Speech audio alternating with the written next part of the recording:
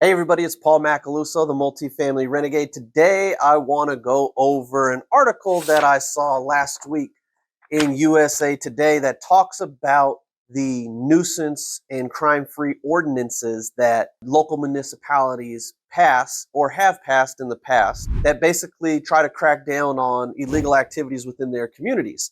Now, I'm someone who has actually had to go through the process here locally in Las Vegas and utilize these tools to evict tenants for criminal activity on the property. Now, this article goes on to paint the picture that these nuisance laws or ordinances are discriminatory and they disproportionately affect low income minority groups, which I don't necessarily agree with that, just for the simple fact that I've had to use them in the past and I'll plan on continuing to use them given the right scenarios present themselves to where we have to take these types of actions to remove tenants for illegal activities. Now, in a nutshell, here in Las Vegas, I can't speak for anywhere else other than where I currently invest, so things may be different in other parts of the country, I don't know. But here in Las Vegas, if you sign a lease, most of the time the leases that you sign as a tenant have a clause in there that say you do not plan or will not do any criminal activity of any kind on the property. Some metropolitan police departments actually take it a step further and provide landlords with addendum, which is a crime-free addendum that basically you sign with the lease as a tenant that says, I am signing this acknowledging that I am not going to be participating in any criminal activity on the property or cause a chronic nuisance. Now, what you have to remember, people that live in a property that are renting and or owning, they have the right quiet enjoyment of that property. So if you have a tenant that is being an asshole, causing a bunch of problems, has a bunch of traffic in and out of their unit, playing their fucking music loud, beating on their old lady or beating on their old man, whatever the case may be, if the police are constantly responding to this address, that creates a chronic nuisance. Or if they're constantly playing their music loud, that's a chronic nuisance. Or if they're continually leaving waste outside of their apartment or their rental property. Whatever the case may be, whatever the scenario may be, if you're creating a chronic nuisance for the property, it's encroaching on the other residents' quiet enjoyment of their property. Now, I'm sure you guys have heard this in the past. One bad apple spoils the bunch. In the case of multifamily housing, let's just say, for example, one person is causing a problem, continually getting the police called for one reason or another, and the people around them go to the office or the management company and say, hey, look, these problems are persisting. What are you guys going to do about it? I can't live here. I have small children. I'm an elderly person. I don't feel safe living here with this person and the types of activities that are going on. Things are getting out of hand. You as a landlord or a management company, you have to take some type of action. Now, depending on how you operate your property is going to depend on what types of actions you're going to take. Some people are slumlords. They just don't care or give a shit, and they let these problems persist. But one bad apple will spoil the bunch. People will move out who want to live in a peaceful environment if that's what their neighbors are participating in. And having a crime-free ordinance or nuisance ordinance in place and tools for you to remove a tenant for those types of activities is a necessary tool to keep in your tool belt or toolbox as a manager or operator of a multifamily property. Now, this article, in my opinion, is some bullshit because all they do in this article is make it about what they claim is discriminatory actions, which it's absolutely silly. I don't have any data here in front of me, nor does this article provide any data specifically about the discriminatory practices. The only piece of data that they mentioned in here was by a gentleman that did a study about domestic violence victims and how crime-free ordinance affected those people in those particular cases. I don't know. It did not mention how many cases he reviewed to get that 50% number, but let's just go over some of the stuff here. So apparently the Department of Justice sent out a letter to local municipalities addressing the crime-free ordinance and nuisance legislation or rules. I don't know what you want to call it. Ordinance, I guess, is a good word. And it did not. One thing that I found very funny is this whole article is based on the premise of this Department of Justice's letter that had been sent out, but not one sentence in this article made any quote directly from that Department of Justice's letter. Let's see. If a renter or someone in their household violates an ordinance by racking up 911 calls, the rules say that they must leave their apartment or be evicted. That's not the case here in Las Vegas. Here in Las Vegas, if you want to evict somebody over a nuisance, you have to follow a procedure. That tenant, if they feel that that is unjust and not warranted, they have the opportunity to petition the court. They're not just automatically evicted, okay? Look, you either cut the shit out that you're doing, or you got X amount of days to get out of the property. It's up to you, right? And they're very, very difficult things. So when you think about it, nuisances and lease violations are very difficult ways to evict somebody. Okay, you have to have a lot of ammunition in your case to go before the court to actually get these evictions granted. And if you don't have ammunition or documentation that this is actually being a problem, the courts are just going to say, you know what, you guys are going to have to figure it out. We're not granting the eviction. Okay. This thing goes on to say that civil rights groups for years have argued that these types of ordinances unfairly affect people of color, particularly black families. Now, I don't think getting the police called on you is a black thing, a white thing, a Mexican thing, whatever. It has nothing to do with race or income. If the police are constantly responding to your residents for one reason or another, that's because something's going on, right? The police don't just show up at your property, intervene when there's nothing going on. They're just not knocking on your doors if you're a black person in a low income area. Hey, you guys, we're here just checking on things. No, that's not the way it works. The police are responding to a call that's been placed, whether that's from the residents of that apartment or that's surrounding neighbors of that apartment or property, right? Everybody has the right to be protected. If you are fighting and you don't want to have the police respond, maybe you shouldn't be fighting in the first place, right? If you don't want the police to respond to your property or your apartment because you got constant traffic coming in and out that may or may not be drug activity, maybe you shouldn't be doing that. So let's go on further here. There's a law professor at George Washington University. He basically says, I don't think we can overstate how damaging and harmful crime-free rental ordinances are, especially for communities of color, domestic violence survivors, and low-income populations. You can't state how damaging or harmful this is to people. Cops are getting called for one reason or another, not just showing up for no reason. All right, let's go on here. Here's another quote from somebody here. Let's see, who's this guy? This is actually from someone that is an apartment management association. So it says, worst case scenario, these ordinances require cities and counties to hold housing providers responsible for nuisance abatement, and sometimes that means having to evict or remove problematic residents.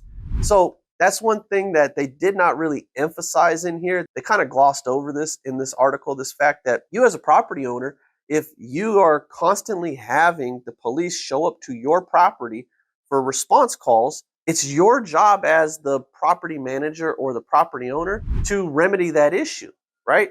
Again, the police understand that quiet enjoyment of someone else's residency is being disturbed. You're sucking up resources from the community, okay? Not to say that the police responses are unwarranted, but if the police are constantly having to go to your property, that's community resources that could be gone or diverted elsewhere to more severe issues, right? So you have to take into consideration that local municipalities can revoke business license and they can levy fines against you as a property owner if you're not maintaining your property the right way, okay? If it's becoming a chronic nuisance as a property in the community, you're going to be held accountable, right? So what else do they have in here? Department of Justice recently condemned this in a letter addressed to local governments. And again, they continually reference the Department of Justice's letter, but they do not mention one specific quote of that letter. So if it was such a powerful letter, you would imagine that they would have some quote specifically from that letter, but it's conveniently left out. Let's see here. They try to say that this ordinances across the U.S. may violate Fair Housing Act, Title 5, or Title 6 of the Civil Rights Act, Americans with Disability Act, and Violence Against Women Act, said the department. But again, may violate, and that's not even a quote from the letter. What else do we have in here? In cases where landlords violate these ordinances by not cracking down on tenants tied to 911 calls, city officials can unleash fines and license revocations on the owners. Exactly. Now, the guy that actually was quoted saying that is the guy back in 1992 from Arizona that actually came up with these types of ordinances that became adopted by other municipalities across the country. However, he's no longer a fan of the work that he did, and he does not believe that these ordinances which he came up with that were adopted by most local municipalities across the country, doesn't believe that it actually works. So he believes that it does not deter crime, and it actually creates more homelessness, which again, there's no statistical data or any studies referenced in here to support that type of claim. Let's see here. People will be living their lives, raising their children, and all of a sudden, they get a call from the landlord saying, "You've got to go." Walt said, that's typically the first time they are getting wind of the problem, which is bullshit.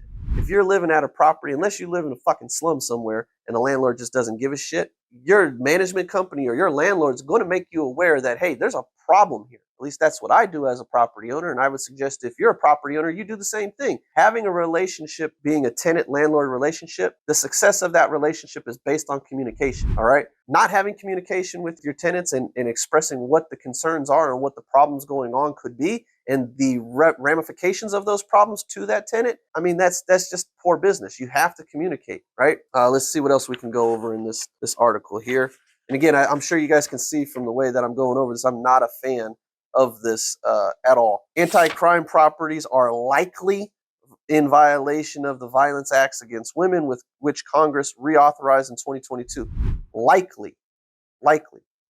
Show cases, give factual information, right? Now, I will say at the tail end of this, they do talk about a couple cases, a couple lawsuits. One was in Minnesota in the city of Anoka, where the city ended up having to pay $175,000 to people with disabilities and their families who were found to be harmed by the local nuisance ordinances. We don't know what the ins and outs of that case actually were. One of the things that they did note was there was a tenant that was threatened with eviction based on having to call 911, which ultimately was one of the calls was for help during a suicide attempt. Now, if you have a tenant with mental disabilities of one form or another, or they're going through a rough patch in their life, they're trying to kill themselves, and you want to evict them because they reached out for help, you're a fucking asshole. Don't do that. You're a piece of shit, all right? Try to help your people. Try to get the resources. Try to line them up with community resources that can help them, so it helps your property, it helps the residents around you, and it helps this person as well. Don't be an asshole and try to just kick people out to kick people out. Looks like there was also a city in California in 2022 that put up $1 million for grabs for tenants and fair housing groups as a result of a lawsuit brought by the Department of Justice, which found the ordinance was not enforced equally across racial groups. And again, if an ordinance is not being equally enforced, that's a problem with the court. That's not the problem with the ordinance itself. The courts are the ones that are enforcing this activity because, again, just because you file a nuisance for crime-free or illegal activity of one form or another, it doesn't mean that the eviction is automatically granted. These things aren't just rubber stamped, you get to evict people. That's not how it is. There's a process. There's checks and balances along the way. And articles like this forget to talk about that because these articles are just race-baiting bullshit, okay?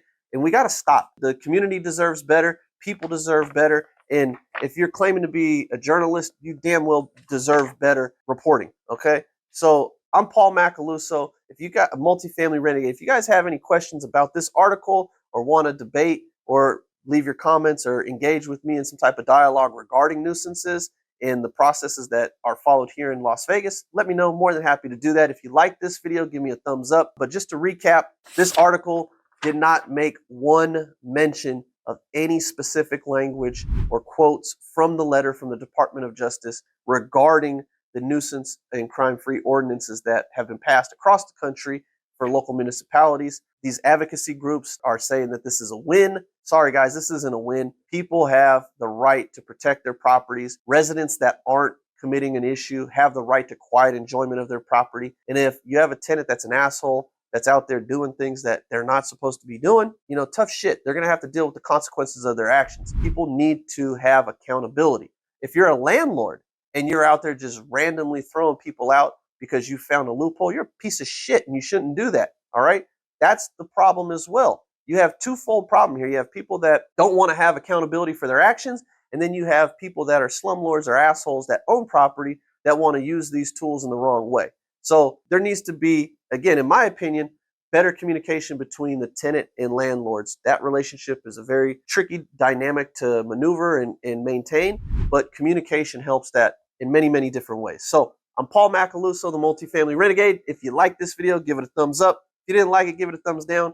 Don't really care, but I'd like you guys to engage with me on here. If you liked what you heard, go ahead and subscribe to my channel. I try to drop 2 videos a week. So make sure when you do subscribe, you hit that notification bell so you don't miss out on any of the upcoming videos.